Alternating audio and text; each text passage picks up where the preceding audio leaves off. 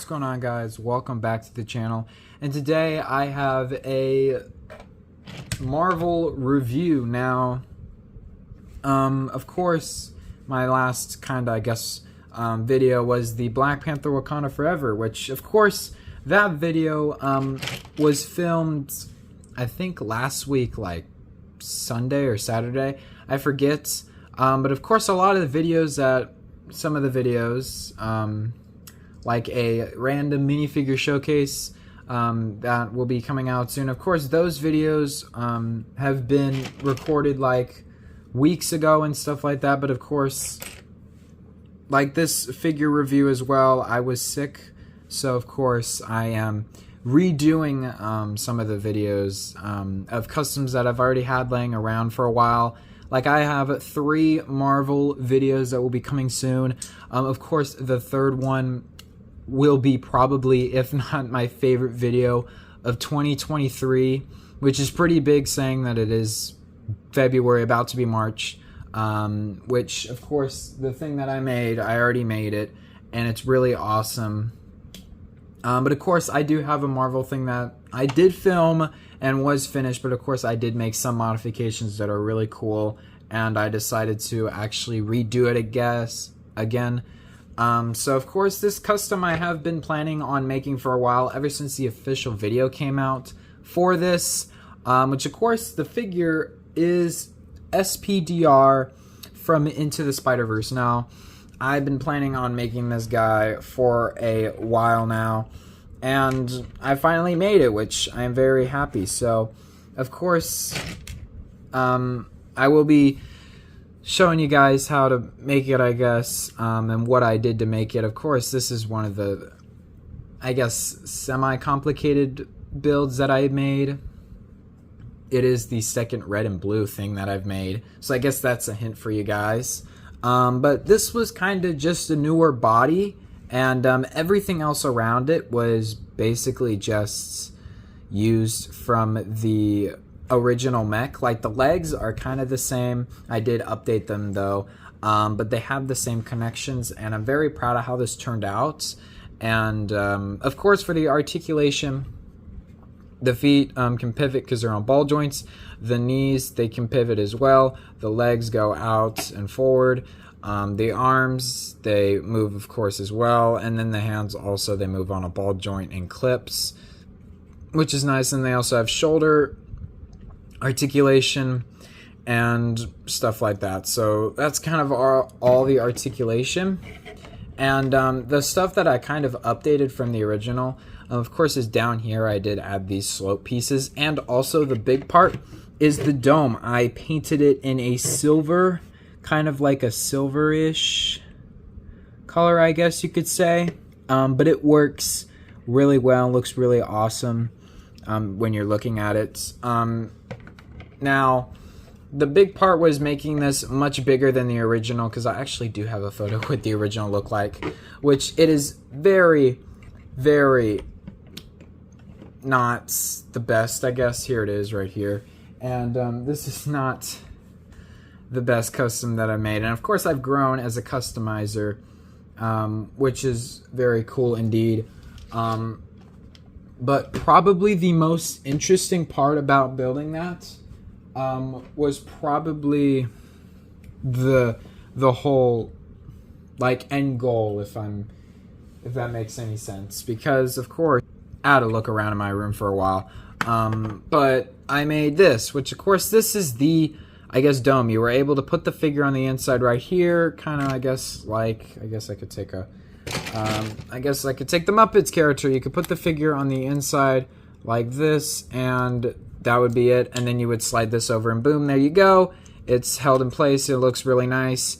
And the whole thing about this whole contraption was basically fixing Lego's gap mistakes. But it's funny because, of course, Lego came out this year with this brand new piece that completely got rid of this entirely and made this meaningless and ugly compared to this, which, of course, now the figures sit down and it just works better, which is really cool.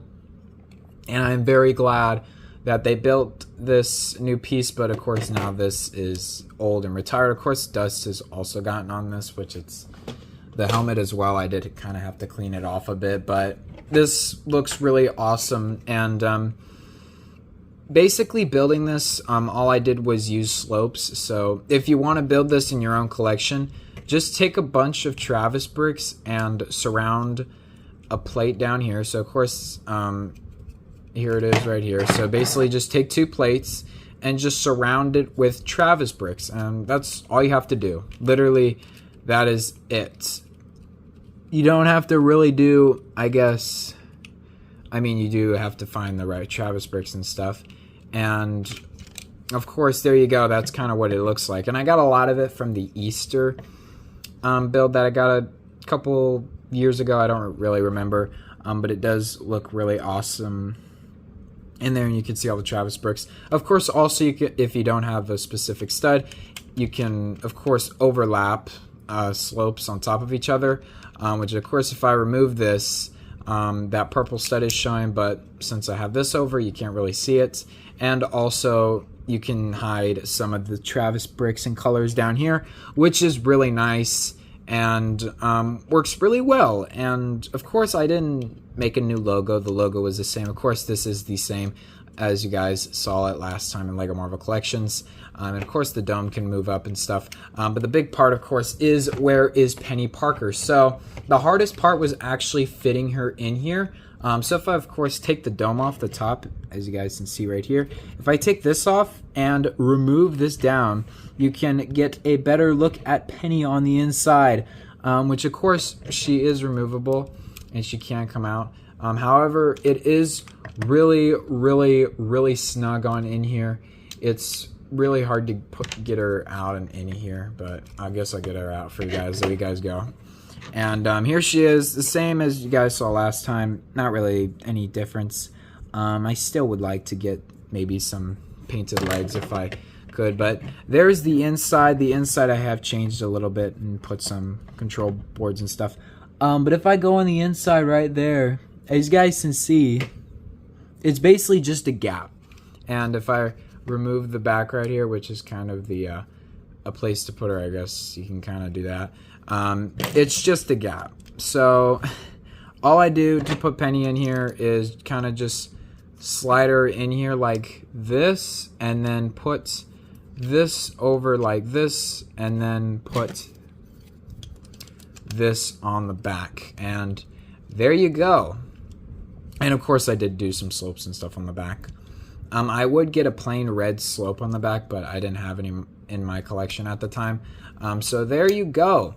That is how you fit Penny Parker on the inside, and she works really well and looks really awesome, and I'm very happy on how she turned out.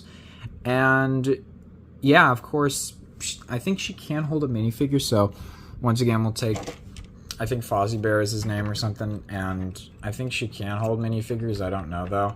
I haven't checked in a while, but I don't think she can, and I'm too lazy to test it out.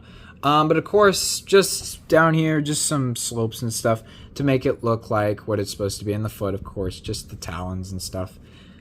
Looks really awesome. It's really cool, and I do like how this turned out. And I'm going to add, and I'm going to keep it like this in my collection. Of course, I would have totally loved to keep it like this in the Lego Spider-Verse video, which of course, if you guys go all the way to that video, back to that video, and then see this, it looks completely different from the even Lego Marvel superhero, even Lego Marvel Collections too.